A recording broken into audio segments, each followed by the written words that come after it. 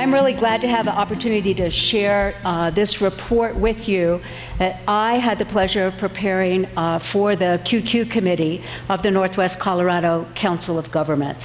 And so I'm going to highlight some key findings of the report. It's also, the full report is also available on the Northwest COG website.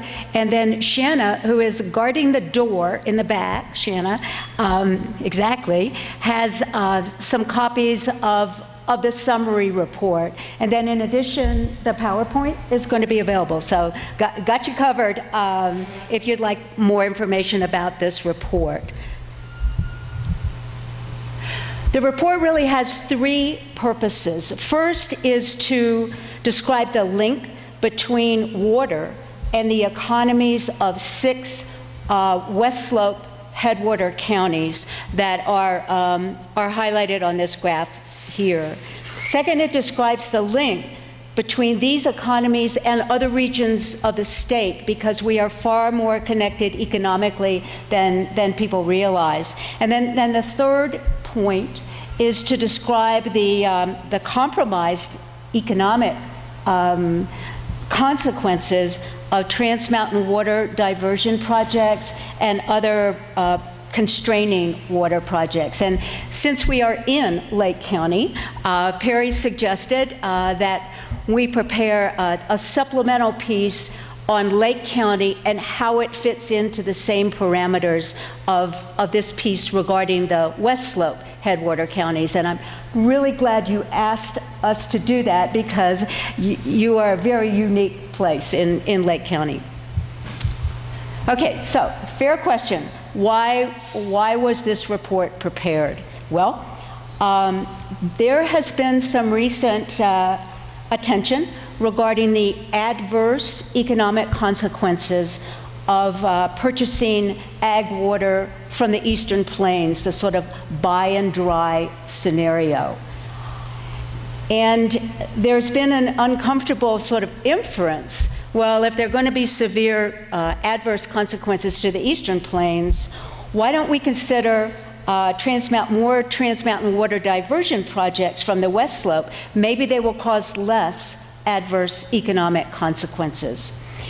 And also sort of an inference that, well, if we just streamline the local government approval process, then maybe we can move these diversion projects forward a little more quickly. So these were some points of sort of discomfort to the West Slope headwater counties. So what this report does is it adds to the dialogue by providing a counterbalancing perspective, economic perspective, that there are adverse economic consequences to Trans Mountain water diversion projects. And while some mitigation solutions have been helpful, they really haven't left the headwater counties whole. So this report really has two desired outcomes. Desired outcome number one is that these findings can be a meaningful resource in dialogue about water at the state level. And desired outcome number two is that the headwater counties get a high-quality seat at the table when these issues are being discussed. The report, this is not an economic model, it's more a descriptive report that relies on reports prepared by others, lots of interviews with knowledgeable people, and a little bit of primary research. Importantly, it doesn't take issue with Front Range water providers and the very important concerns that they have, that is, providing water to their future residents and future businesses. Also, it doesn't take on, in fact, it supports Eastern Plains agricultural interests. There are a lot of mutually beneficial economic relationships between West Slope Ag and East Slope Ag. Now moving on to the substance of the report itself. There are some unique characteristics of the headwater counties that really play into the role of water and economics. The first of which, as we all know, is that the headwater counties are a source of water not only throughout the state, but also 6 other states and the Republic of Mexico. Second unique characteristic is that these headwater counties actually contain primarily public land. Only 30% of the land is held privately. And so what does that mean? What difference does that make? Well, it means that for these counties, they need to generate their economic return on only 30% of the land that is held privately. Third point, really important point, is that the headwater counties really contain world-class recreation venues that attract national and international visitors and are a statewide economic asset and require relatively minimal water. Some more unique characteristics. The headwater county photos, images from the headwater counties are really the iconic images of the state of Colorado. This is fun. See this shot on the left? If you go into the Metro Denver Chamber of Commerce website, I encourage you to do this, then click Living and Working in Denver, and what do you see? You see a shot of, this is a gondola from Vail. That's what you see. Denver Metro and Front Range generally know that Colorado needs young, high-value workers because they are important in attracting employers. And what do these young, high-value workers want? They have lots of choices. They want world-class recreation venues, which are available to them in the headwater counties. So this isn't a we versus they sort of issue. It's a we are all in it together sort of issue regarding our scarce water supply. There are 45 Trans Mountain water diversion projects in the state. This map highlights the 16 Trans Mountain water diversion projects from the west slope to the east slope. And interestingly, 8 of these flow through Lake County. Absolutely amazing. I want to share with you some perspective about what does it mean that we have all of these Trans Mountain water diversion projects flowing from the west slope to the east slope. This first shot is just a historical perspective. Over the last 25 years, on average, there have been about 511,700 acre-feet of water flowing from the west slope to the east slope. And what this graph shows in particular is where that water is coming from. You can see that about 60% of the water literally is flowing from Grand County to the east slope, followed by Pitkin County and Summit County. The reasons for the large divergence in flow is where the large Bureau of Rep projects are, and also just simple geography. It is less expensive to divert water from Grand County and Pitkin and Summit than it is from Eagle, Gunnison, and Routt.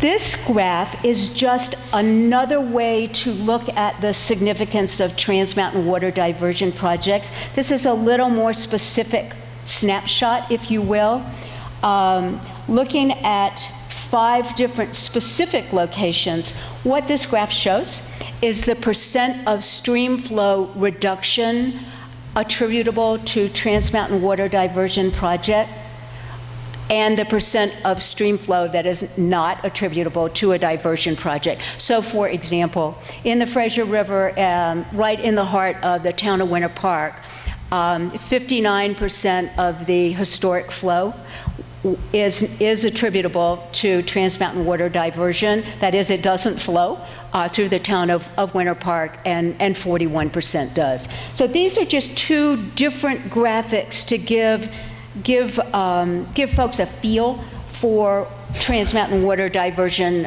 projects through the headwater counties. We heard a lot of discussion, of wonderful discussion this morning about the Colorado River compacts. This graphic on the left starts with the volume of water that is subject to the Colorado River set of compacts, 17.5 million acre-feet a year.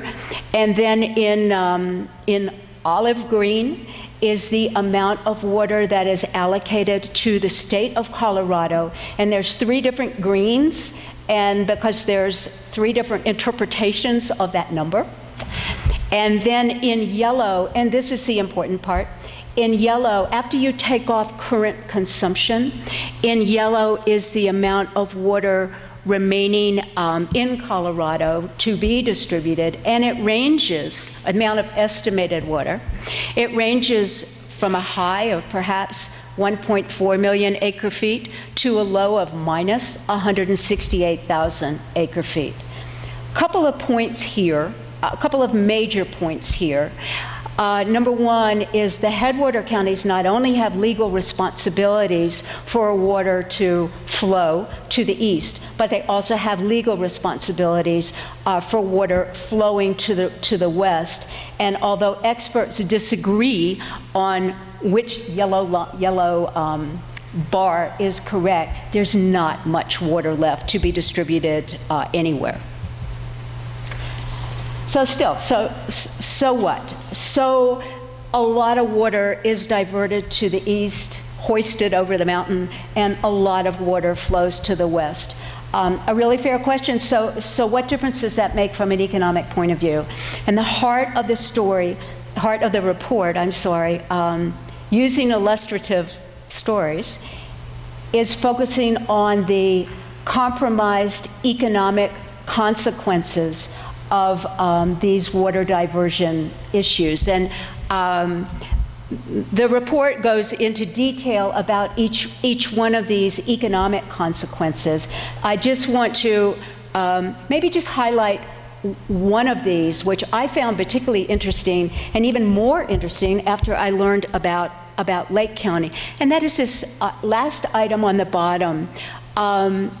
In the town of Winter Park today, Winter Park denies zoning applications where the amount of water needed for the rezone is greater than existing conditions. They deny them because they don't, in their best judgment, they will not have adequate water supply. This is something they have been doing since 2006. So while Front Range water providers very appropriately are concerned about maybe in 2040 we might not have enough water to service our land use needs, this is a real issue today in the town of Winter Park, and as we'll get to, a really, really big issue in Lake County. I want, even though we've got a lot of issues, a lot of compromised conditions, it is also important to highlight the creative and the cooperative solutions that have involved both West Slope and East Slope. This is just a list of some of the problem-solving successes between East Slope and West Slope regarding water supply, water constraint concerns. Also note that these solutions emerged after 1974, which is a very key date. It was when House Bill 1041 authorities went into place. So before 1974, it was pretty hard for West Slope counties to have a seat at the table when negotiating water matters, because basically nobody had to talk to them. But after 1974, and because of 1041 authorities, they have been able to have a seat at the table. They have said no only once, but because of that tool, lots of creative solutions have been achieved. This is, I'm sure, when you try to list something, this is about 15 really wonderful successes. I'm sure the list is longer than even that. I want to switch gears and talk about the economic sectors of the headwater counties, focusing on tourism, agriculture, and just a little bit on mineral resources, focusing on, first, their importance to the economy, second, how they relate, how these economic sectors relate to Front Range and statewide matters, and third, how the reliance on water relates to each of these sectors. The first I want to talk about is tourism in the headwater counties. There are lots of ways to describe the significance of tourism to the headwater counties, to the West Slope headwater counties, excuse me. Jobs is just one of the ways. So what this graph shows is the percent of jobs attributable to tourism and all other sectors. You can see that statewide, tourism represents 8% of total jobs statewide, but in the headwater counties combined, tourism jobs comprise 48% of the total. Tourism requires pretty minimal, has a pretty minimal water resource footprint. What this particular graphic does is describe the percent consumptive and the percent non-consumptive or return flow from various activities. Couple of points here as you're focusing on this graph. First, sort of by definition on the left, Trans Mountain water diversion projects from the county of origin are 100% consumptive. On the right, recreation from boating and fishing is 100% non-consumptive, and recreation due to snowmaking is pretty non-consumptive. In the middle, you can see that the West Slope counties do need some consumptive water to function, but this highlights the minimal amount of water resources needed for tourism.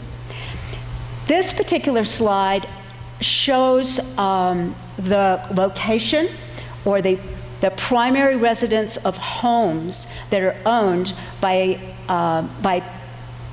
homes owned in the 6 headwater counties. And I want to point out 2 things that are really interesting. First, when you look at the combination of all the headwater counties, see on the right that sort of murky green color, I guess, a green-brown, 32% of the homes in the headwater counties are owned by people from out of state. These people are huge economic generators. They come to Colorado, they spend a lot of money, they, through their spending of money, a number of people are employed, our sales tax and use tax go up, and then they leave. They are very valuable economic generators to the state as a whole. Also wanted you to focus on, see that 22% of the homes are actually owned by Front Range people. So when we talk about the economy in the headwater states, headwater counties, we also, it's also the Front Range residents that are also concerned about the economy in the headwater states, headwater counties, because they live there. You can see in Grand County, almost 50% of the homes are owned by people that actually reside in the Front Range. So again, it's not a we versus they. A number of the Front Range homeowners care as much about the headwater counties as the headwater counties do themselves. This shot is a summary of some information about statewide benefits from 2 recreation activities that occur statewide. And what this graphic shows is the location of the economic impact. I'll just take the one at the top, fishing. Statewide, a lot of fishing actually occurs in the headwater counties, but it's also true that 57% of the benefit, the economic benefit from fishing activity occurs actually in the Front Range counties. So in many ways, the headwater counties are an exporter of benefit to the Front Range counties, and that's because a lot of people buy their equipment in the Front Range counties. I want to focus a little bit of just a few illustrations that make the connection between water and tourism, the most obvious being stream flow. In the headwater counties, each headwater county has a segment of stream that is considered gold medal fishing. And statewide, only 2% of the streams are designated for gold medal quality fishing, which is a magnet for anglers nationally and internationally. Any reduction in stream flow, any increase in water temperature threatens gold medal fishing. The other link that I wanted to make, this is really interesting, snowmaking. There's a very high economic return per drop of water per acre foot for snowmaking. On average, our larger ski areas require only about 150 acre-feet of consumptive water per ski area per season.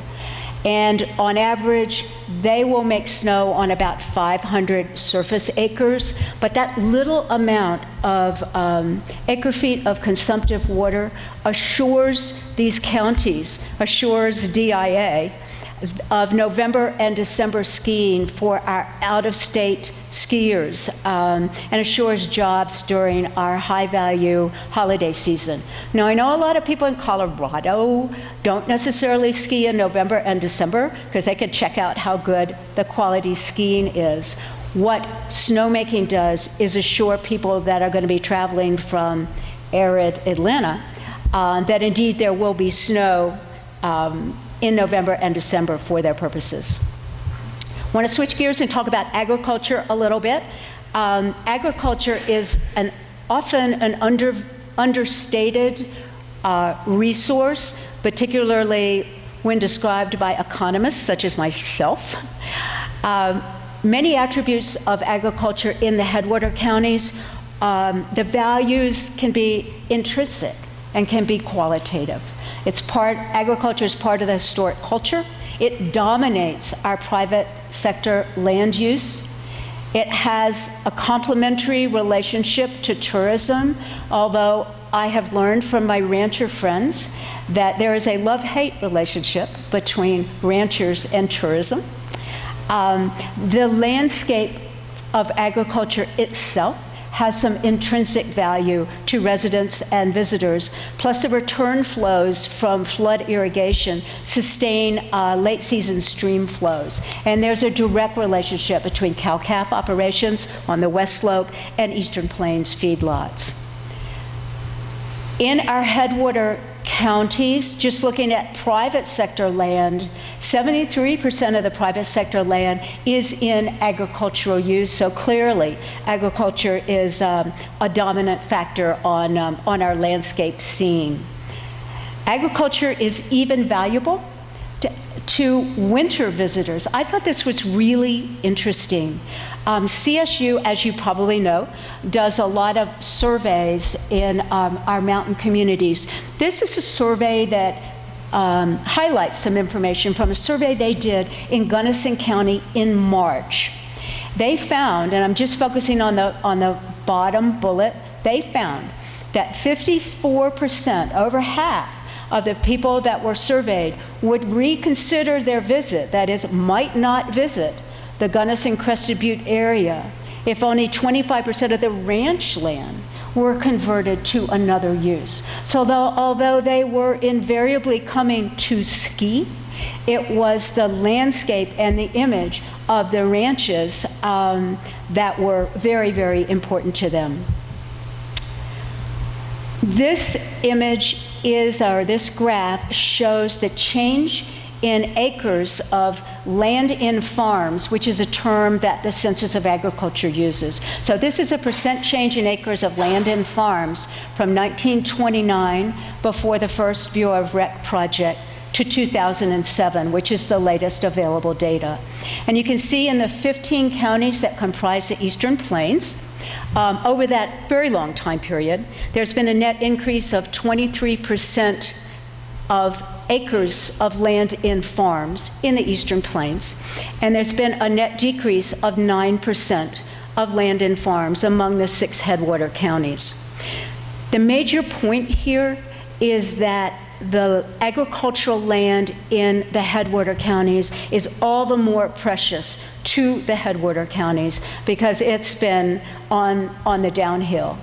The point is not that there has been a 23% increase in land in farms in the Eastern Plains, because there are some really good reasons for that. Actually, the economic cost of producing agriculture in the Eastern Plains has gone down and just enabled more farms to stay active. I'm not going to focus a lot on mineral resources when talking about the other headwater counties. In Lake County, it's a different story, of course. But mineral resource development is the third area of economic activity that the study looked at. Coal is very important in both Gunnison and Routt. Oil and gas important in the same 2 counties, Gunnison and Routt. Molybdenum important, very important in Summit and Grand County. And rare earth minerals becoming increasingly important in Gunnison County. The relationship of water and mineral resources in the West Slope headwater counties comes into play in 2 areas. One, concerns about extraction via fracking, concerns about the water table, and concerns about water supply. And the second type of relationship between water and mineral resources has to do with water demand. Most recent studies in the White River Basin in particular have concluded that there does appear to be sufficient water with some additional storage improvements to satisfy future oil shale demand needs. In the 6 headwater counties, there are a number of water and sand districts in Eagle, in Grand, in Pitkin, and in Summit that have concerns that due to Trans Mountain water diversion projects and increases in water temperature and lower stream flows might make it more difficult for them to achieve their water quality discharge minimums. If they flunk, then the cost attributable to them goes up significantly, and these are not large water and sand districts. I want to switch gears now and talk about Lake County. And again, thank you for suggesting that we do. So this is a little informal look-see at Lake County, taking it through the same sieve of issues as the main body of the report. Lake County's kind of small relative to other counties in the state. But as I have come to learn over the last several months, it is oh so important relative to water resource matters. And there are some absolutely unique and wonderful experiences in Lake County that can be shared with others. So a shot of Lake County and a shot of its namesake, Twin Lakes. So first of all, some points in common. Lake County, private sector, this is percent of private sector land. Among the West Slope headwater counties, 30% of all the land is held privately. In Lake County, only 24% of all the land is held in private hands. The counties all share in common the fact that they are high and that they are the headwaters for a major stream or river, Lake County, of course, being the headwaters of the Arkansas. Now, here's a point of difference. Mining is the primary historic economic driver in Lake County. Another point of difference, Lake County compared to the others, is actually tourism is a less significant factor in Lake County. You can see from this graph, statewide, 8% of total jobs are in tourism. West Slope headwater counties, about 50% of the jobs. But in Lake County, 16% of the jobs are in tourism. So less than in the West Slope headwater counties, but twice as significant as statewide. So tourism, pretty significant. Although tourism in Lake County emphasizes different economic assets when focusing on its tourism. It focuses on altitude. This is a shot of the, this is daunting.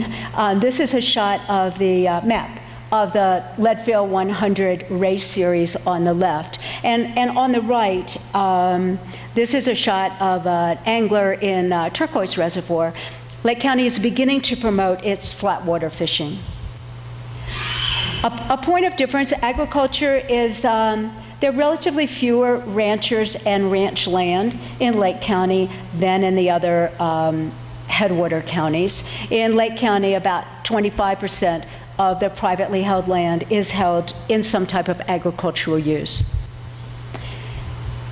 Now it starts getting really interesting. There are 9 transbasin water diversion projects that traverse Lake County, and 8 of those 9 are also trans-mountain water diversion projects.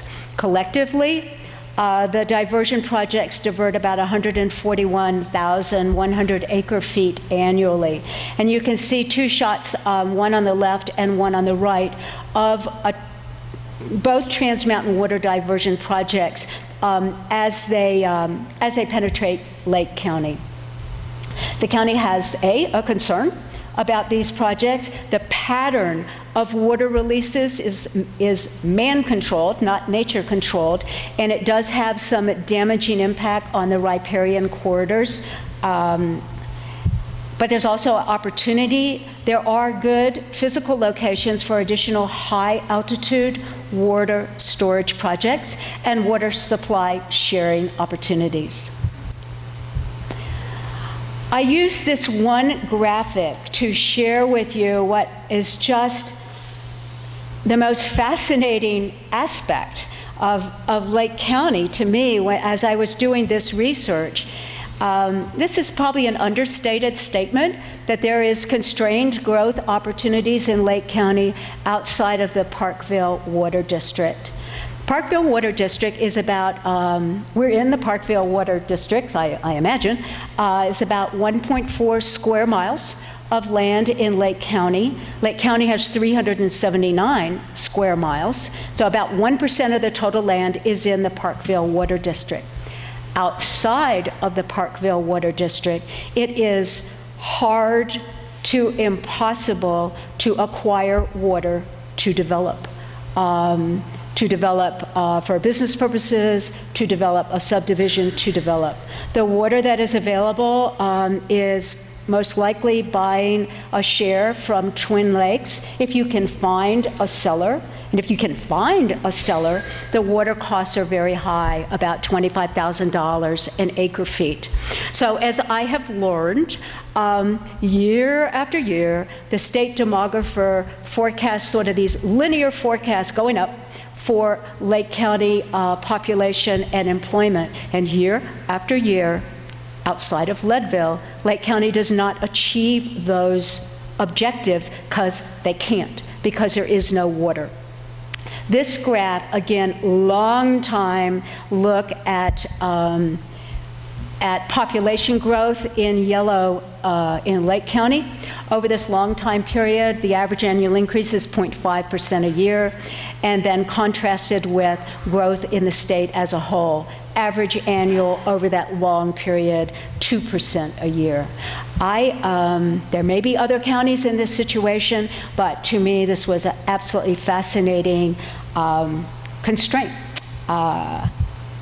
But constraint aside, I was sort of equally impressed that Lake County owns up to its challenges and is moving forward with some very resourceful initiatives, just like a number of the other West Slope headwater counties. They are completing a countywide augmentation plan to create, in essence, a water bank to be able to sell water or make water available outside of the Parkville Water District. They are updating their comp plan with a direct link to water resources. They're preparing a comprehensive watershed plan under the leadership of the Arkansas Area COG, pursuing high-altitude water storage opportunities and water use sharing opportunities, and have had and continue to have a very effective collaboration process with the City of Aurora. Equally impressive is these organizations. There's some very effective volunteer collaborative organizations in Lake County that have worked with the county government itself, sort of sticking their heads, their collective heads above the weeds, and testing questions, testing issues, testing possibilities. That we heard this morning about the Lake County Open Space Initiative and also about the Watershed Advisory Council. There are wonderful lessons to be learned, lessons to be shared from their fabulous successes here in Lake County that not only the other headwater counties, I'm sure, would be looking forward to learning, but also our Front Range colleagues would be looking forward to learning as well. In conclusion, and going back to the main body of the report, 6 major findings of the report. Hopefully they have come through in the presentation. First, number 1, that Front Range water users, Eastern Plains ag properties, and statewide economic developers, each of those organizations benefit directly from healthy headwater county economies, and there are many mutually supportive economic relationships. Point number 2, water in its natural stream course is essential to the economies of the headwater counties. In fact, the recreational water needs of these counties is primarily non-consumptive in nature. Point number 3, the headwater counties are already compromised from historic Trans Mountain water diversion projects, and diverting more water without full mitigation will have local and state adverse economic consequences. A point of warning or caution from our scientific community. While there have been many historic strategies to manage the remaining water that we have, it doesn't necessarily mean these same strategies will work in the future. We may or may not be near the environmental tipping point. But moving forward, future Trans Mountain diversion projects from the headwater counties should only be approved after close coordination with interests from the basin of origin counties and robust mitigation, not only of the environmental impacts, but also of socioeconomic impacts. And ending on a positive note, there have been and are and continue to be creative management solutions that have been explored, have been activated, and the West Slope and the East Slope have a strong history of creative and cooperating problem solving, and we can lean on that as we work together to solve our water supply issues. Thank you.